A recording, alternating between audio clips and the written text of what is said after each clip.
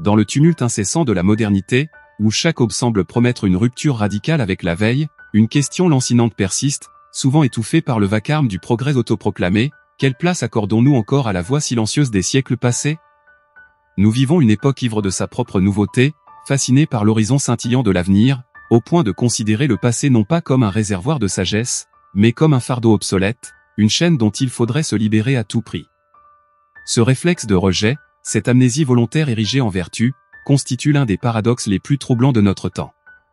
Comment en sommes-nous arrivés à mépriser si ouvertement l'héritage accumulé par d'innombrables générations, préférant nous lancer tête baissée dans des expérimentations sociales et culturelles aux conséquences souvent imprévisibles, voire désastreuses? N'y a-t-il pas une forme d'arrogance démesurée dans cette conviction que notre seule époque, par la seule force de sa contemporanéité, détient les clés d'une compréhension supérieure du monde et de l'existence humaine? Cette posture ignore superbement ce que des penseurs comme Edmund Burke et, plus tard, G.K. Chesterton ont tenté de nous rappeler: la société humaine est un contrat qui lie non seulement les vivants entre eux, mais aussi les vivants avec les morts et ceux qui sont à naître. Chesterton, avec sa verve coutumière, parlait de la tradition comme d'une démocratie des morts, un suffrage élargi à travers le temps, où nos ancêtres ont leur mot à dire sur les questions qui nous agitent aujourd'hui. Ignorer cette voix collective, c'est se priver d'une perspective essentielle, c'est amputer notre jugement de l'expérience chèrement acquise par ceux qui nous ont précédés. Pourquoi cette surdité volontaire?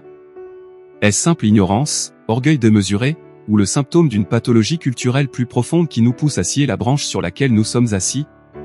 Explorer cette question, ce n'est pas seulement s'adonner à une réflexion historique ou philosophique, c'est sonder les fondements mêmes de notre civilisation et interroger la durabilité de nos choix présents. La modernité, dans son élan prométhéen, s'est construite en grande partie sur une critique, voire un rejet, de la tradition. Les Lumières, en exaltant la raison individuelle et l'autonomie du sujet pensant, ont instillé un scepticisme profond envers les autorités héritées, qu'elles soient religieuses, politiques ou culturelles. La Révolution française, dans sa volonté de faire table rase du passé et de refonder la société sur des principes abstraits et universels, a incarné de manière spectaculaire cette rupture. Pour les révolutionnaires, la tradition n'était qu'un tissu d'oppression, de superstition et de privilèges injustifiés, un obstacle à l'avènement d'un ordre nouveau fondé sur la raison et la liberté. Cette vision, bien que porteuse d'une indéniable force émancipatrice, charriait aussi en germe une dangereuse simplification. Edmund Burke, observant avec effroi les excès de la terreur depuis l'autre côté de la Manche, a formulé l'une des critiques les plus pénétrantes de cet esprit révolutionnaire. Dans ses réflexions sur la Révolution de France, il opposait à l'abstraction géométrique des révolutionnaires la sagesse organique et évolutive de la tradition constitutionnelle britannique. Pour Burke, la société n'est pas une machine que l'on peut démonter et remonter à volonté selon un plan préconçu, mais un organisme vivant, complexe, fruit d'une lente maturation historique. Les institutions, les coutumes, les préjugés même, loin d'être de simples scories du passé, constituent un capital de sagesse pratique, un ensemble de réponses éprouvées aux défis récurrents de l'existence collective. Tenter de les balayer d'un revers de main au nom d'une rationalité abstraite, c'était, selon lui, faire preuve d'une présomption fatale et s'exposer à des dérives bien pires que les maux que l'on prétendait guérir. La tradition, pour Burke, n'est pas synonyme d'immobilisme, elle est le principe même d'une réforme prudente, d'un changement graduel qui préserve les acquis tout en s'adaptant aux nécessités nouvelles. C'est une transmission, un héritage à faire fructifier, non un carcan à briser. Cette tension entre la rupture moderniste et la continuité prônée par les penseurs conservateurs comme Burke a traversé les siècles suivants, s'adaptant au contexte changeant. Le 19e siècle, avec l'industrialisation galopante, l'urbanisation massive et l'essor des idéologies progressistes, libéralisme, socialisme, nationalisme, a continué d'éroder les cadres traditionnels de vie et de pensée. La science, auréolée de ses succès techniques, est devenue pour beaucoup le nouveau paradigme de la connaissance, reléguant les savoirs traditionnels au rang de folklore ou d'obscurantisme. L'idée de progrès, conçue comme une marche linéaire et inéluctable vers un avenir meilleur, s'est imposée comme le grand récit unificateur de l'Occident, justifiant toutes les transformations, même les plus brutales. Au XXe siècle, les deux guerres mondiales, les totalitarismes et les bouleversements technologiques ont encore accéléré cette dynamique, tout en semant le doute sur la nature bienveillante de ce progrès tant vanté. Pourtant, malgré les désillusions, le réflexe de dévalorisation du passé persiste. G.K. Chesterton, écrivant au début du XXe siècle, a renouvelé la plaidoirie de Burke avec un style paradoxal et imagé. Sa démocratie des morts est une métaphore puissante, refuser d'écouter la tradition, c'est commettre une injustice envers ceux qui ont contribué à bâtir le monde dans lequel nous vivons. c'est l'oligarchie de ceux qui se trouvent par hasard être vivants, une forme d'arrogance temporelle qui méprise l'immense majorité de l'humanité simplement parce qu'elle n'est plus là pour se défendre. Pour Chesterton, la tradition n'est pas l'adoration des cendres, mais la transmission du feu. Elle est un témoignage vivant, une conversation continue à travers les âges, où chaque génération apporte sa pierre à l'édifice commun. La rejeter en bloc, c'est se condamner à répéter les mêmes erreurs, à réinventer péniblement la roue à chaque génération. Comment ce mépris de la tradition parvient-il si souvent à se draper dans les habits de l'évidence, du naturel ou de l'inévitable? L'un des mécanismes les plus efficaces réside dans l'assimilation de la tradition à l'immobilisme, à la réaction, voire à l'oppression. Dans le discours dominant, la tradition est fréquemment présentée comme l'ennemi du progrès, de la liberté et de l'égalité. On évoque les traditions patriarcales, les dogmes religieux rigides, les hiérarchies sociales figées, pour disqualifier toute forme d'héritage culturel ou institutionnel. Cette caricature, bien qu'elle puisse s'appuyer sur des exemples historiques réels, opère une généralisation abusive. Elle occulte le fait que la tradition est aussi porteuse de valeurs émancipatrices, de savoir-faire précieux, de liens communautaires et de repères identitaires qui peuvent être des ressources pour l'action présente. En réduisant la tradition à ses aspects les plus sombres ou les plus contraignants, on justifie plus aisément sa mise à l'écart au profit d'une modernité idéalisée, présentée comme intrinsèquement libératrice. Cette rhétorique est d'autant plus puissante qu'elle s'appuie sur une vision linéaire et téléologique de l'histoire, où le présent est nécessairement supérieur au passé, et l'avenir promet une amélioration continue. Le sens de l'histoire, cette notion aussi séduisante que problématique, devient alors l'arbitre suprême, reléguant au musée des Antiquités tout ce qui ne semble pas s'inscrire dans la marche triomphale du progrès. Ce discours est amplifié et banalisé par de multiples canaux culturels et économiques. La société de consommation, par exemple, repose sur un culte de la nouveauté et de l'obsolescence programmée.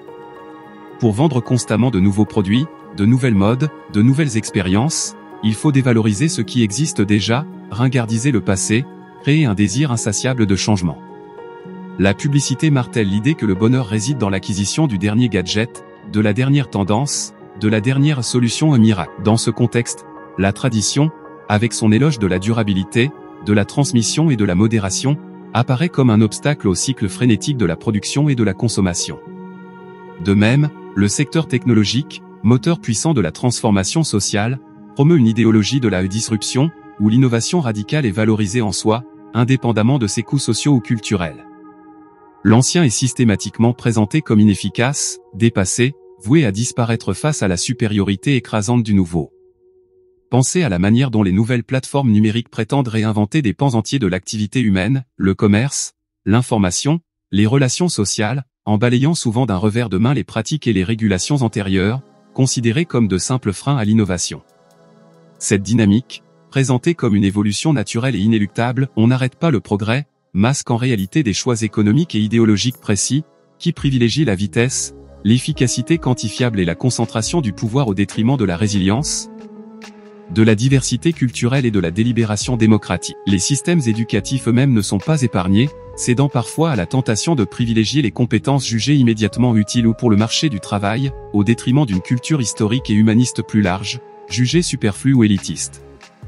Ainsi, la rupture avec le passé se part des atours de la nécessité économique ou de l'adaptation pragmatique, rendant plus difficile la critique de ses fondements idéologiques. Quel est l'impact de cette amnésie culturelle sur l'autonomie individuelle et collective ? Paradoxalement, alors que le rejet de la tradition est souvent présenté comme un acte de libération, il pourrait bien aboutir à une forme nouvelle et insidieuse de servitude. En coupant les individus de leurs racines historiques et culturelles, on les prive des repères, des récits et des outils critiques qui leur permettraient de comprendre le présent et de se projeter dans l'avenir de manière éclairée. Un individu sans mémoire est un individu plus malléable, plus susceptible d'être emporté par les modes intellectuels, les propagandes politiques ou les sirènes de la consommation. L'autonomie véritable ne consiste pas à flotter dans un vide anhistorique, mais à pouvoir situer ses propres choix et ses propres valeurs dans une trame temporelle plus large, en dialogue critique avec l'héritage reçu. Lorsque cette trame se délite, lorsque le passé devient un territoire inconnu ou méprisé, l'individu risque de se retrouver désorienté, en proie à une anxiété existentielle diffuse, cherchant désespérément des substituts identitaires dans des appartenances éphémères ou des idéologies totalisantes. La perte du sens historique peut ainsi conduire non pas à une plus grande liberté, mais à une plus grande vulnérabilité face aux manipulations de toutes sortes. Au niveau collectif, le mépris de la tradition sape les fondements de la cohésion sociale et de la continuité politique. Une société qui ne se reconnaît plus dans une histoire partagée, qui ne parvient plus à transmettre un socle de valeurs et de références communes d'une génération à l'autre, est une société fragilisée, menacée de fragmentation. La démocratie des morts de Chesterton nous rappelle que la communauté politique ne se limite pas aux citoyens actuellement vivants. Elle inclut ceux qui nous ont précédés, dont les sacrifices et les réalisations ont façonné nos institutions et nos paysages, et ceux qui nous succéderont, envers qui nous avons une responsabilité de transmission. Ignorer cette dimension intergénérationnelle, c'est réduire la politique à une simple gestion des intérêts présents, à une compétition à court terme entre groupes de pression, sans vision d'ensemble ni souci du bien commun à long terme. C'est aussi s'exposer à la tyrannie de la majorité présente, qui peut décider, au nom de ses seules préférences ou de ses passions du moment, de démanteler des héritages précieux ou de s'engager dans des voies aventureuses sans égard pour les leçons du passé ou les conséquences futures. Les débats houleux sur la réforme des systèmes de retraite, la préservation du patrimoine culturel ou la gestion des ressources naturelles illustrent bien cette tension entre les exigences du présent et les devoirs envers le passé et l'avenir. Une société qui perd le contact avec sa tradition risque de perdre aussi sa capacité à se projeter collectivement dans la durée, à construire des projets qui dépassent l'horizon d'une seule génération. Elle devient semblable à un navire sans ancre ni boussole, ballotté au gré des vents et des courants du moment. Il est fascinant d'observer comment ce rejet de la tradition peut être analysé sous des angles très différents, révélant une complexité qui échappe aux simplifications binaires. D'un point de vue philosophique, on peut opposer la prudence burkéenne, qui insiste sur les limites de la raison humaine et la valeur de l'expérience accumulée, à l'optimisme rationaliste d'un certain courant des Lumières, incarné par exemple par Condorcet ou, d'une autre manière, par Rousseau, qui croit en la perfectibilité indéfinie de l'homme et en la capacité de la raison à refonder entièrement l'ordre social sur des bases justes et transparentes. La première approche valorise l'héritage, la continuité, la réforme graduelle, la seconde privilégie la rupture, la nouveauté, la reconstruction à Benihilo. Sur le plan pratique, cela se traduit par une méfiance envers les expérimentations sociales à grande échelle, jugées intrinsèquement risquées car ignorant la complexité des réalités humaines et sociales, face à une confiance, parfois naïve, dans la capacité de l'ingénierie sociale à résoudre tous les problèmes. L'histoire du XXe siècle, avec ses utopies totalitaires meurtrières, a douloureusement illustré les dangers de cette seconde approche lorsqu'elle est poussée à l'extrême. Mais la prudence burkéenne peut aussi, si elle est mal comprise, verser dans l'immobilisme ou la justification de l'injustice au nom de la stabilité. Le défi est donc de trouver un équilibre dynamique entre préservation et innovation, entre fidélité à l'héritage et adaptation créatrice. Psychologiquement, la tension se joue entre deux besoins humains fondamentaux, le besoin de sécurité, de stabilité, d'appartenance, que la tradition peut contribuer à satisfaire, et le besoin de nouveauté, d'exploration, d'autonomie, qui pousse à remettre en question l'ordre établi. Une société saine est sans doute celle qui parvient à articuler ces deux pôles, à offrir à la fois des racines et des ailes. La modernité tardive, avec son rythme effréné, sa précarisation des existences et sa dissolution des liens traditionnels, semble exacerber le sentiment d'insécurité tout en exaltant une liberté abstraite souvent synonyme de solitude et d'anomie. Dans ce contexte, le rejet de la tradition peut être interprété à la fois comme une tentative désespérée de s'affranchir d'un passé perçu comme étouffant, et comme une fuite en avant face à un présent anxiogène. Inversement, le retour parfois observé à des formes rigides de traditionnalisme peut être vu comme une réaction défensive, une quête de certitude et d'identité forte dans un monde perçu comme chaotique et menaçant. Aucun de ces extrêmes ne semble satisfaisant. La question demeure, comment renouer avec la sagesse du passé sans tomber dans la nostalgie stérile ou le repli identitaire? Comment innover sans céder à l'ivresse de la table rase? Les connexions inattendues peuvent éclairer davantage ce phénomène. Prenons l'écologie. Le mépris de la tradition trouve un écho frappant dans le mépris de la nature et de ses équilibres fragiles, qui a caractérisé une grande partie de l'ère industrielle. Dans les deux cas, on retrouve la même arrogance prométhéenne, la même croyance en la capacité illimitée de l'homme à maîtriser et à remodeler son environnement, qu'il soit culturel ou naturel, selon ses désirs immédiats, sans égard pour les conséquences à long terme ou pour la sagesse intrinsèque des systèmes existants. Les savoirs paysans traditionnels, par exemple, fruits de siècles d'observation et d'adaptation aux écosystèmes locaux, ont été balayés par l'agriculture industrielle intensive, avec les résultats écologiques désastreux que l'on connaît. Réapprendre à écouter la terre, à respecter ses rythmes et ses limites, n'est-ce pas, d'une certaine manière, analogue à réapprendre à écouter la démocratie des morts, à respecter la sagesse accumulée par les générations passées? Dans le domaine artistique, l'avant-gardisme radical, qui prône la rupture systématique avec les formes et les canons hérités, peut être vu comme une autre manifestation de cette pulsion moderniste. Si l'innovation est essentielle à la vitalité de l'art, le rejet total de la tradition peut conduire à un art désincarné, coupé de sa fonction communicative et de son inscription dans une histoire culturelle. La maîtrise technique, l'apprentissage des classiques, la connaissance de l'histoire de l'art, loin d'être des freins à la créativité, peuvent en être les conditions de possibilité, offrant à l'artiste les outils et les références nécessaires pour exprimer une vision singulière. La véritable originalité n'est souvent non pas du néant, mais d'un dialogue fécond et critique avec l'héritage. Quels sont les mécanismes plus profonds qui perpétuent ce pouvoir insidieux du présentisme, cette tendance à disqualifier la tradition? Au-delà des facteurs déjà évoqués, économie de la nouveauté, idéologie du progrès, rhétorique de la libération, il faut sans doute considérer la difficulté inhérente à la transmission elle-même dans nos sociétés complexes et accélérées.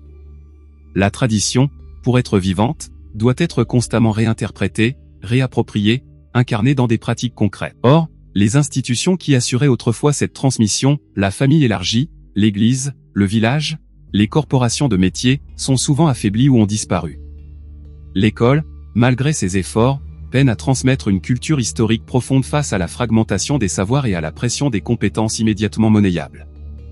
Les médias de masse et les réseaux sociaux, par leur nature même, privilégient l'instantanéité, l'émotionnel, le sensationnel, au détriment de la réflexion nuancée et de la perspective historique. Dans ce paysage culturel, la voix de la tradition peine à se faire entendre, noyée sous un flot continu d'informations éphémères et de sollicitations immédiates. De plus, une grande partie de la sagesse contenue dans la tradition est de nature implicite, tacite, incorporée dans des gestes, des rites, des habitudes, des manières d'être au monde, plutôt que formulée dans des traités explicites. C'est ce que le philosophe Michael Polanyi appelait la connaissance tacite. Ce type de savoir est difficile à codifier, à quantifier, à enseigner de manière formelle. Il se transmet par l'exemple, par l'immersion, par l'apprentissage patient au contact des anciens ou des maîtres. Or, notre culture moderne, obsédée par l'explicite, le mesurable, l'efficace, a tendance à dévaloriser ces formes de connaissances plus subtiles et plus lentes à acquérir. On préfère les manuels standardisés aux savoir-faire artisanaux, les algorithmes aux intuitions éprouvées, les procédures formelles aux relations de confiance tissées dans la durée. Ce faisant, on risque de perdre un capital immense de sagesse pratique, accumulé au fil des générations, simplement parce qu'il ne correspond pas à nos critères contemporains de rationalité et d'efficacité. La redécouverte de la valeur de l'apprentissage, du compagnonnage, de la transmission orale, pourrait être une voie pour revitaliser certaines traditions menacées. Face à ce constat, quelle stratégie peut-on envisager pour démanteler les effets délétères de cette amnésie culturelle et renouer un dialogue fécond avec la tradition, sans pour autant renoncer aux acquis de la modernité? Il ne s'agit évidemment pas de prôner un retour illusoire à un passé idéalisé, ni de sacraliser aveuglément toutes les traditions, dont certaines sont porteuses d'injustice ou d'oppression qu'il faut combattre. Il s'agit plutôt de cultiver une attitude de piété critique envers l'héritage, pour reprendre une expression du philosophe Paul Ricoeur. Une piété qui reconnaît notre dette envers ceux qui nous ont précédés et la valeur potentielle de ce qu'ils nous ont légué, une critique qui exerce un discernement lucide, capable de distinguer le grain de l'ivraie, le trésor à préserver de la scorie à rejeter. Cette attitude requiert d'abord un effort de connaissance. Il est urgent de réinvestir dans l'éducation historique et humaniste, à tous les niveaux, non pas comme une simple accumulation de dates et de faits, mais comme une initiation à la complexité du passé, à la diversité des cultures, à la permanence de certaines questions humaines fondamentales. Il faut apprendre à lire les textes anciens, à déchiffrer les monuments, à comprendre les contextes, pour pouvoir entrer en dialogue intelligent avec eux. Cela implique aussi de développer un esprit critique envers les narrations simplistes du progrès et les discours qui présentent la nouveauté comme une valeur en soi. Il faut questionner les promesses de la disruption, évaluer les coûts cachés de l'innovation, se demander si le nouveau est toujours synonyme de mieux. Ensuite, il est crucial de recréer des espaces et des temps pour la transmission intergénérationnelle. Cela peut passer par des initiatives locales favorisant le dialogue entre jeunes et anciens, par la valorisation des savoir-faire artisanaux et traditionnels, par le soutien aux associations qui œuvrent à la préservation du patrimoine matériel et immatériel. Il faut encourager les projets qui tissent des liens entre les générations, qui permettent aux plus jeunes de bénéficier de l'expérience des aînés, et aux aînés de rester connectés aux évolutions du monde. La famille, malgré ses transformations, conserve un rôle essentiel dans cette transmission des valeurs, des histoires, des rites qui donnent sang et continuité à l'existence. Les institutions culturelles, musées, bibliothèques, archives, ont également une responsabilité majeure, non pas seulement conserver les traces du passé, mais les rendre vivantes, accessibles, signifiantes pour les citoyens d'aujourd'hui. Elles doivent devenir des lieux de débat, de réflexion critique sur l'héritage, de création inspirée par le passé. Enfin, au niveau individuel, cultiver une relation vivante à la tradition demande un effort personnel de curiosité, d'humilité et de réflexion. Cela peut signifier lire les grands livres, s'intéresser à l'histoire de sa propre famille, de sa région, de son pays, apprendre un savoir-faire manuel, s'engager dans une pratique spirituelle ou philosophique ancrée dans une longue histoire. Il s'agit de reconnaître que nous ne sommes pas des atomes isolés, autosuffisants, mais les héritiers d'une longue chaîne humaine, et que notre identité se construit aussi dans ce dialogue avec le passé. C'est accepter que la sagesse n'est pas l'apanage de notre seule époque, et que les morts ont encore des choses à nous apprendre. Cette posture n'est pas synonyme de passivité, elle est au contraire la condition d'une action plus juste et plus éclairée dans le présent. Comme l'écrivait le poète T.S. Eliot, le sens historique implique une perception, non seulement du caractère révolu du passé, mais de sa présence. Le sens historique oblige un homme à écrire non seulement avec sa propre génération dans les os, mais avec le sentiment que toute la littérature de l'Europe depuis Homère est, à l'intérieur de celle-ci, toute la littérature de son propre pays, a une existence simultanée et compose un ordre simultané. Appliquer cette vision au-delà de la littérature, à l'ensemble de la culture et de la vie sociale, tel est peut-être le défi le plus urgent de notre temps. En conclusion, la question de notre rapport à la tradition est loin d'être une simple querelle d'antiquaire ou un débat réservé aux philosophes conservateurs. Elle touche au cœur de notre identité collective, de notre capacité à nous orienter dans un monde complexe et changeant, et de notre responsabilité envers les générations futures. Le mépris désinvolte du passé, si caractéristique d'une certaine modernité triomphante, s'avère être une posture non seulement arrogante, mais aussi dangereusement appauvrissante. En nous coupant de la démocratie des morts, nous nous privons d'une source irremplaçable de sagesse, d'expérience et de repères. Nous nous condamnons à une forme d'orphelinat culturel, errant sans boussole dans un présent perpétuel, vulnérable aux illusions de la nouveauté et aux manipulations idéologiques. Réapprendre à écouter les murmures des siècles, non pour s'y enfermer, mais pour y puiser inspiration, discernement et force, est une tâche essentielle si nous voulons construire un avenir qui ne soit pas une simple répétition des erreurs passées ou une fuite en avant sans destination. Il ne s'agit pas de choisir entre tradition et modernité, mais de trouver les voies d'une articulation féconde, où l'héritage éclaire l'innovation et où la mémoire nourrit l'espérance.